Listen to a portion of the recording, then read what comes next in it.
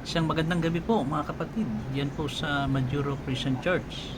At tayo po ay nasa ating pulong panalangin ngayong gabing ito. At alam po natin ito ay isa sa araw na ito na tinatawag na kilala natin, no? Biyernes Santo. At isang istorya o kasaysayan na nangyari sa ating Panginoon Kristo upang alalahanin natin yung nalalapit, no, na pagkatapos ng kamatayan ng Panginoon Kristo ay pag-alaala sa muling pagkabuhay. Ito'y darating na linggo. At papasalamat tayo sa Panginoon sapagkat muli po ay nagkasama-sama tayo para po sa pag-aaral ng kanyang salita sa ating pong pulong panalangin. Tayo muna po ay manalangin sa Panginoon at dumulog po tayo at humingi ng karunungan sa ating pong pag-uusapan sa gabing ito. Panginoon, salamat po muli sa gabing ito na muling pinagsama-sama po ninyo kami upang mag-aral muli ng iyong salita. Muli ay bibigyan kami ng panibagong mga paglalarawan at kahulugan at mga bagay na nagpapakita upang mas lalo mo, Panginoon, sa amin na ipakita ang kagandahan at kadakilaan at ang kahalagahan po ng pagsamba na maibibigay po namin sa inyo. At salamat po sa pag-iingat mo sa amin sa maghapong ito, sa pagtatrabaho, sa mga may karamdaman kayo ang nagpagaling, muling nagbigay sa amin ng lakas upang magawa ang mga bagay na dapat po namin gawin. Salamat muli, Panginoon, sa lahat ng inyong kabutihan. At muli ay palakasin mo, Panginoon, ang aming pananampalataya, palaguin mo ang aming pagsunod sa inyo. Ang mga salita mo, Panginoon, na aming pong pag-aaralan sa tulong ng Santong Espiritu ay patuloy na gagabay at tutulong sa amin upang maunawaan po namin ang inyong katotohanan. Salamat po muli sa gabing ito sa pangalan ni Kristo Jesus. Amen. Okay mga kapatid, tayo po ay nasa part 24 ng pagsamba series na ginagawa po natin. Napakarami ng mga katotohanan na paglalarawan, pagpapakita ng kahalagahan po, no? At malalim na ibig sabihin ng pagsamba na maaari nating gawin sa Panginoon sa pamagitan po ng mga ibinibigay ng salita ng Diyos, no, sa mga ibig sabihin po ng pagsamba.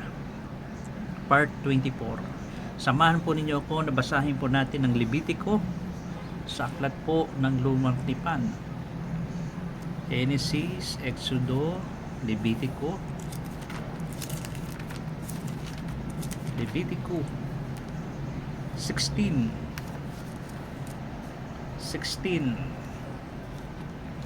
Pag binasa po ninyo ang Levitico ay halos dito makikita natin yung mga bagay na inuutos ng Panginoon na napakarami na alinsunod po para sa kabanalan ng Diyos kung bakit dapat natin sundin. At Levitico 16 talata pong 31 hanggang 34. At dito ay inuutos na ng Panginoon, no, ang mga iba't ibang magagawa ng kanyang bayan upang siya ay sambahin, handugan, no, paglingkuran, na laging pinapaalala ng Panginoon, sapagkat ako'y inyong Panginoon, kayo'y magpakabanal sapagkat ako'y banal. Kung paanong napakataas, no, na pagtingin dapat natin sa ating Panginoon, sa napakataas na kalagayan po ng ating Diyos bilang isang banal. Kaya dapat tayo ay magpakabanal. Levitico 16 sa talata 31 hanggang 34.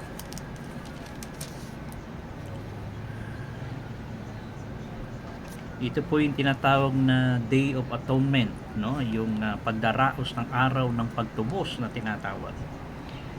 Verse 31, basahin ko po hanggang 34, yun na lamang pong sundan. Ito ay sabat na taimtim na kapahingahan sa inyo, at magpakasakit kayo. Ito'y isang alituntuning magpakailanman. Ang pari na kanyang hihirangin at itatalaga upang maging pari na kapalit ng kanyang ama ay siyang gagawa ng pagtubos na suot ang mga banal na kasuotang lino.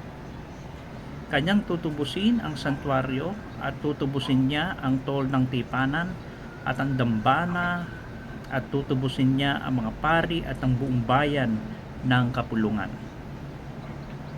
34. Ito'y magiging alituntuning walang hanggan sa inyo na tubusin ang mga anak ni Israel minsan sa isang taon dahil sa lahat nilang mga kasalanan, at ginawa ni Moises ang ayon sa iniutos ng Panginoon. Ang Diyos ang magpala ng kanyang mga salita. Pagkatapos ng araw ng pagbabayad, no, o yung pagtubos, malinaw na ipinapahayag ng kasulatan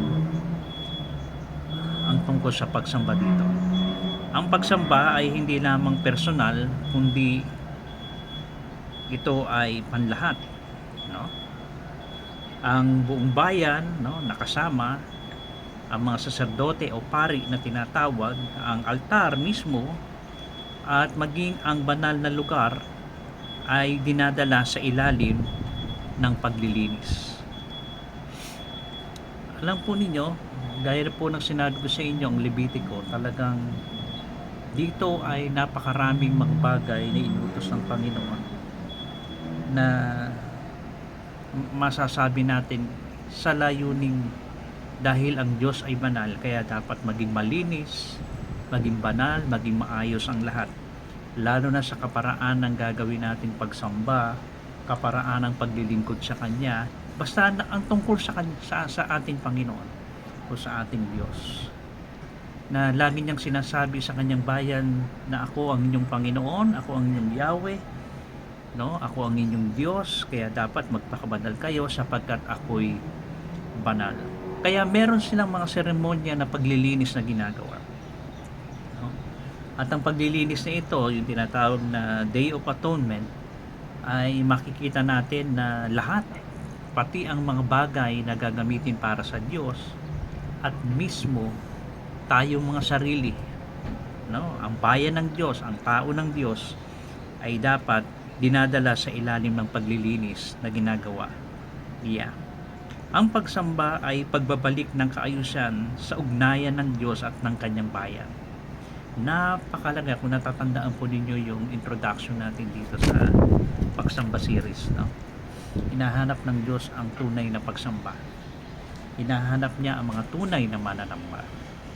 At nakita natin, unang-una, ang napakahalaga sa isang sumasamba sa tunay na Diyos ay kailangan maging maayos ang kanyang kaugnayan sa Diyos, no?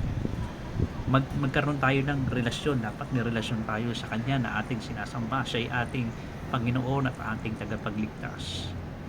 So, yun ang napakahalaga. May mangyayaring paglilinis, no? Dahil dapat may maayos na kaugnayan tayo sa Diyos. Balik na naman tayo dun sa lagi natin binabasa sa unang Korinto 11:23 hanggang 30, di ba? Sa ating pag-alaala sa banal na hapunan ng Panginoon, na laging paalala na ito ay hindi maging isang hatol sa ating, kundi isang pagpapala na maaring matamo natin sa Diyos, no? Paano magiging isang hatol ito? Kung gaganap tayo o makikisalo tayo nang hindi tayo karapat-dapat. Unang-una na nga po, kung wala tayong kaugnayan sa ating Panginoong Jesucristo. Siya ba'y iyong Panginoon na tagapagligtas, no? Ikalawa, kamusta ang kaugnayan hindi lamang sa Diyos, kundi kaugnayan natin sa kapwa tao natin o sa mga kapatid sa Panginoon? Sana maayos, no? At ito ang napakahalaga na dapat natin maunawaan. Okay? And then personally, baka meron tayong mga kasalanan, no, nasa pagharap natin sa Panginoon bilang sumasamba sa Kanya ay hindi tayo karapat-dapat sapagkat meron tayong sala na dala-dala sa ating mga sarili. Kaya, di ba ang paalala, kaya marami sa inyo mga mahihina, masasakitin, at may ilan na natulog na, namatay na. So, ibig sabihin seryosong bagay po, no, na pag-isipan natin, no, sa ating pagsamba sa Panginoon ay dapat may maayos tayong kaugnayan sa Kanya, no? Kaya dapat humaharap tayo ng may buong pusong pagsisisi, paglilinis ng ating mga sarili. Dahil kahit sa lumang tipan, tulad ng binabasa natin ngayon, ang lahat ng mga bagay bago pa man lumapit at sumamba sa Panginoong Diyos, ay meron silang ginagawang paglilinis, no? Hindi lamang yung mga bagay na gagamitin sa pagsamba, kundi mismo ang kanilang mga sarili kailangan maging malinis sa harapan ng Diyos. Kaya dito yung salitang, yung Sabat dito, no, o yung Shabbaton kung tawagin, ito yung ganap na pahinga, no? Ibig sabihin ay ito'y nagpapakita na ang araw na ito ay higit pa sa karaniwang pahinga. Ito ay pagpigil ng lahat ng gawa upang kilalanin na ang paglilinis ay hindi gawa ng tao kundi gawa ng Diyos, no? Talagang kanilang iginagalang yon, no, na hihinto ang kanilang mga gawa, and then ahayaan nila, no, na ang paglilinis na gagawin ng Diyos sa kanila ay mangyari. Ang paglilinis na hinahanap ng Diyos ay tanging Diyos lamang ang makapaggagawa nito sa ating mga buhay, sa ating mga sarili. Kaya may paggalang silang humihinto upang magpalinis, no, upang ang gawa ng Diyos sa paglilinis sa kanilang mga buhay ay mangyari. Kaya humihinto sila. Ang Kohen, ito yung saserdote o pari, ay kumikilos bilang kinatawan ng bayan, no? Sila ang mga kinatawan ng bayan. Hindi ibig sabihin na sila na ang magiging bagamat ang gawain nila parang tagapamagitan, pero tandaan natin, sila katulad din nating tao, no, itong mga saserdote na ito, na kapag na dapat ay humarap din na malinis sa harapan ng Diyos, na bilang tagapamagitan, no, sa Diyos at sa tao. Kailangan muna nilang maging malinis, sapagkat kung hindi sila karapat-dapat, tulad na nangyari sa tatlong anak ni Levi, ay mga namatay sila dahil may pagkakamali, no, na ginawa sila sa harapan ng Panginoon habang sila ay naghahandog sa Panginoon. Kaya dapat ay maging malinis din sila sa harapan ng Panginoon. And then sabi rito ay yung kapar na salita, no? Ito yung gumawa ng pagbabayad sala. Ito ay inulit upang ipakita na ang bigat, no, at kaseryosohan ng kasalanan at ng biyaya ng Diyos na naglilinis. Napakahalaga ng bagay na yon na ipinakita yung bigat, no, yung gumawa ng pagbabayad sala, na talagang ang kasalanan ay talagang isang bagay na seryoso. Huwag natin itong sabihin na maliit na bagay lamang, no, ang kasalanan. Sa harapan ng Diyos, isang bagay na dapat ito ay talagang tinatratong seryosong bagay. Kaya ito ay ginawa ang paglilinis at pagbabayad ng kanilang mga sala, no? At ganoon din ba sana ganoon din sa ating buhay, no, bilang mga mananampalataya sa Panginoon. Baka may mga kasalanan tayo na tinitingnan natin na talagang parang simple lamang. Nagsinungaling tayo ng kaunti, na tinatawag natin white lies, no? Ganito lang naman ang ginawa ko. No, tandaan natin sa Biblia, kahit ngayon kasinungalingan, no, ay mapupunta sa impyerno, at yan ay bahagi at parte ng pagiging isang makasalanan. Okay, kaya dapat ay seryosohin natin ang ang lahat ng mga kasalanan na ito, sapagkat ang kasalanan ito ang naging dahilan at nagkaroon tayo ng kamatayan, pagkahiwalay sa Diyos. Kaya inulit ito upang ipakita yung bigat ng kaseryosohan ng kasalanan, at hindi lamang yon, yung biyaya ng Diyos na naglilinis. Salamat sa Panginoon, sapagkat ang biyaya ng Diyos na siyang maglilinis sa atin, biyaya ng Diyos na ipinapakita ang tunay na pagmamahal at kadakilaan ng Panginoon. And then kapansin-pansin dito na inuulit yung mga salitang palatuntunan magpakailanman.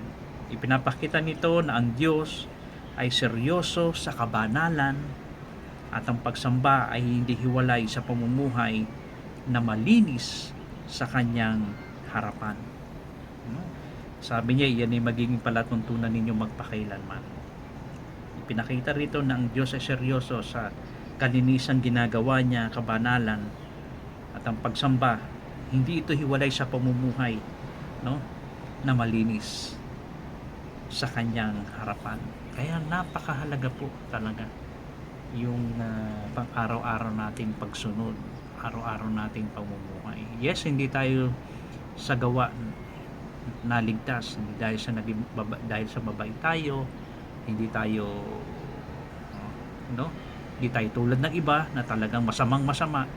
Tandaan po natin, hindi tayo naligtas dahil sa mabubuti nating gawa. Pero tandaan natin, sa gawa ni Kristo na naligtas tayo ng Diyos. Kasi naginawa ni Kristo ang sakripisyo na namatay sa krus, inilibing, at pagkatapos ay muling nabuhay. Yung gawa na yon na ginawa ng Diyos sa pamagitan ng kanyang bugtong na anak sa krus ng Kalbaryo, sa kamatayan at muling pagkabuhay, yung gawa na yon na perpektong ginawa ni Kristo, yun ang nagligtas sa atin. Tandaan natin yan, Kaya naman ang pagsamba natin sa Panginoon ay huwag nating ihiwalay yung pamumuhay na malinis na dapat natin ibigay sa Panginoon. Okay? Yung bunga ng ating pananampalataya ay gagawa ng mabuti ito bilang bunga ng pagsunod natin sa Panginoon. Hindi dahil sa para mapunta tayo ng langit o naligtas. Ligtas na tayo. Gumagawa tayo ng mabuti sapagkat ito ay bunga at ang dinulot ng pagliligtas na ginawa ng Diyos para sa atin. Kaya ito'y magbubunga po, At hindi ito hiwalay sa pamumuhay na malinis, sa pagsambang ginagawa natin sa harapan ng Panginoon. Ang tunay na pagsamba ay pagpayag na ang Diyos ang maglinis, magayos, at magbalik ng tamang ugnayan. Yes, kung nagkasala tayo, nasira ang ating pakikisama sa Diyos, nasira ang ating magandang pamumuhay,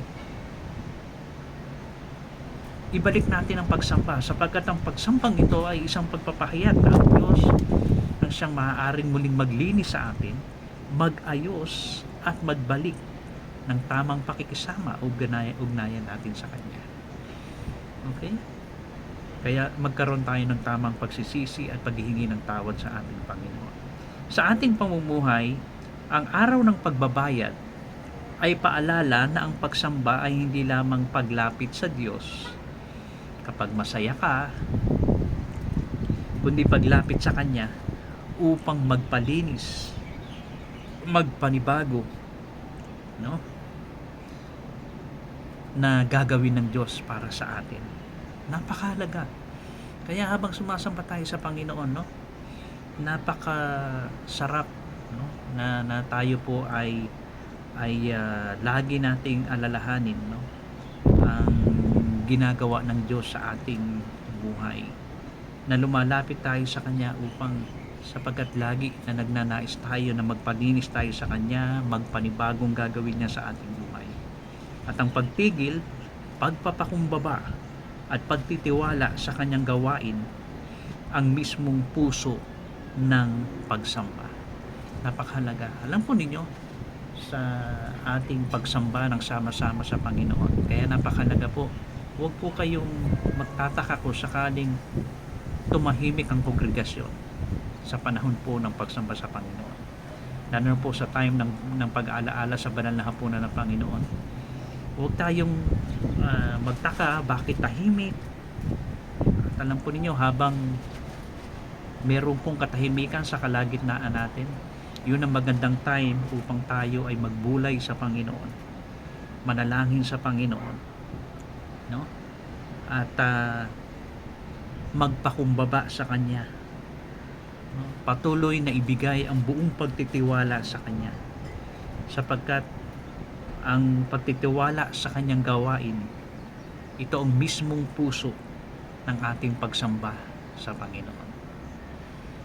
Okay? Samantalahin natin habang tahimik ang magbulay, magbasa ng Kanyang mga salita at bulayin at alalahanin ang kadakilaan ng Diyos, ang Kanyang ginagawa sa ating mga buhay. Kaya Panginoon, Ikaw ang Diyos na nag-anyaya sa ganap, no, na pahinga.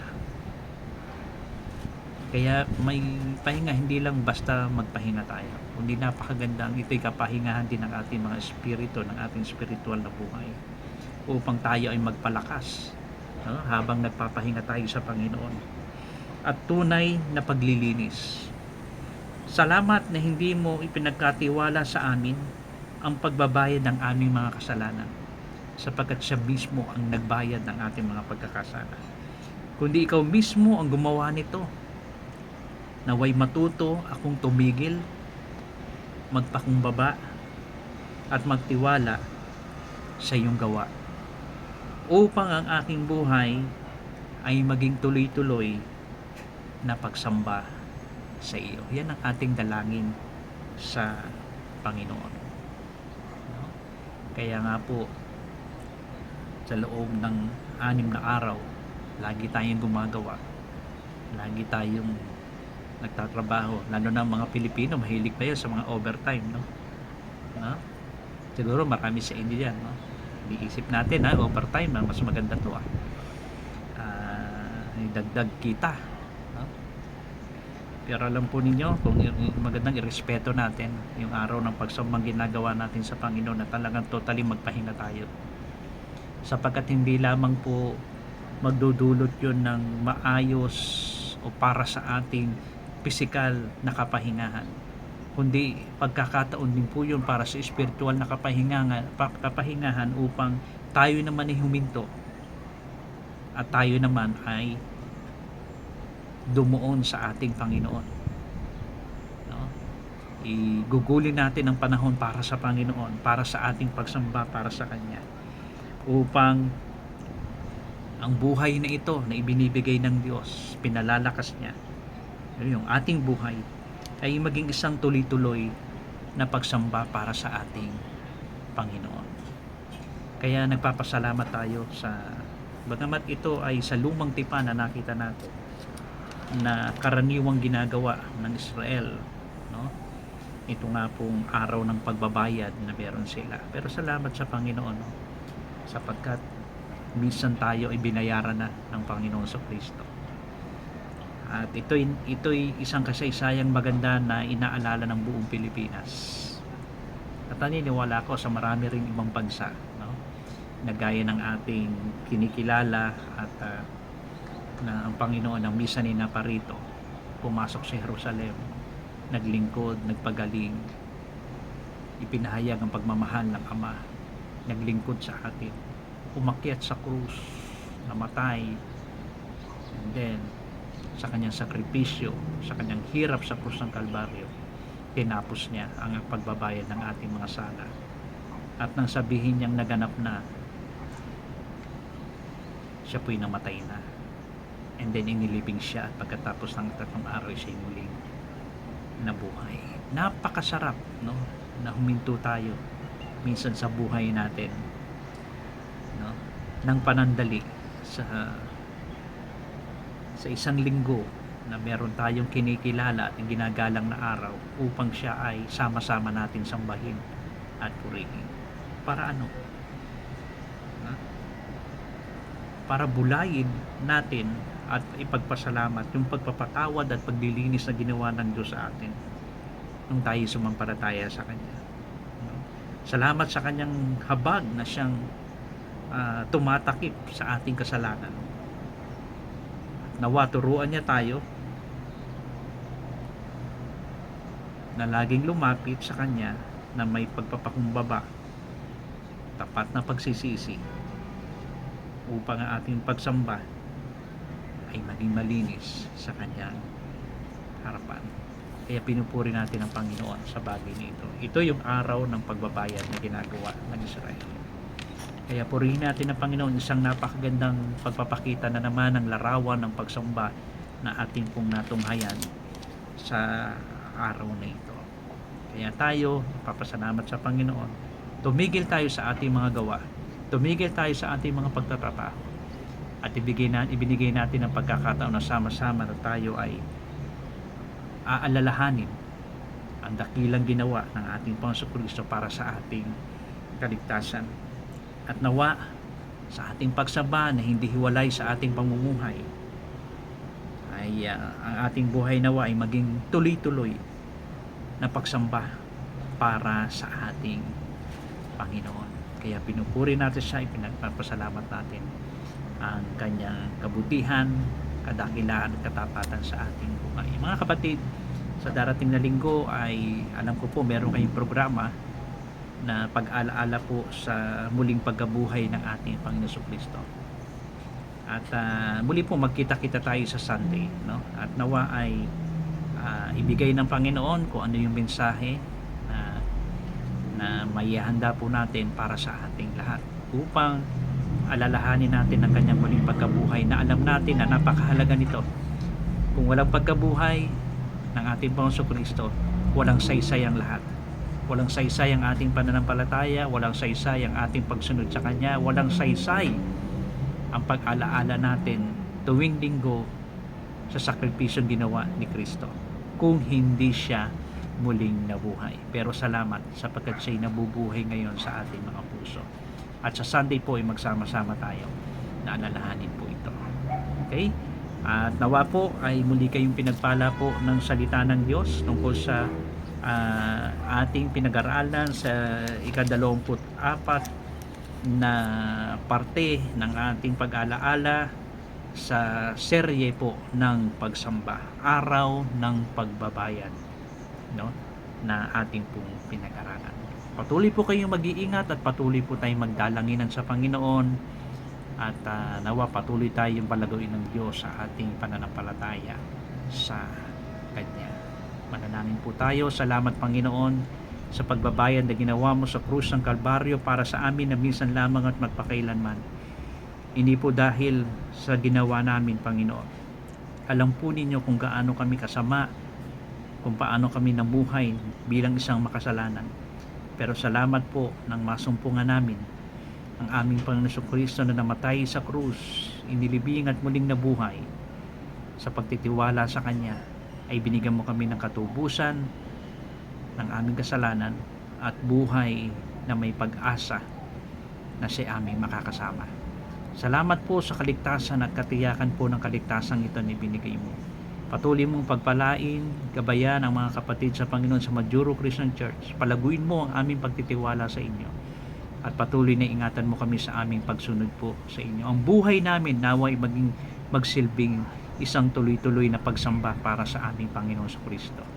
Salamat sa mga pagpapala mo at pag-iingat mo sa amin. Gabayan ang aming buhay, pagtatrabaho, sa mga nag-aaral. Ang bawat pamilya ay patuloy kayo magtustos ng mga pangangailangan. At alam po namin kung paano ang nararanasan ngayon, Panginoon, ng kahirapan po sa buhay na ito, sa mga digmaang nangyayari sa mga paligid po namin.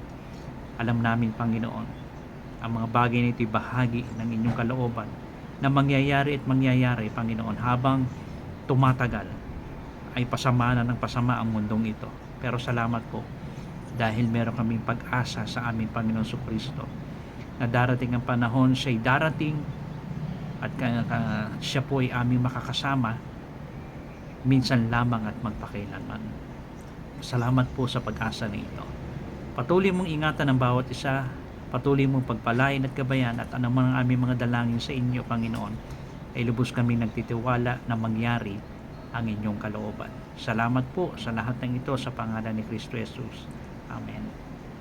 Magandang gabi po sa inyo at patuloy po tayong ingatan ng Panginoon at magkita-kita po tayo sa darating na linggo. God bless po sa inyo mga kapatid.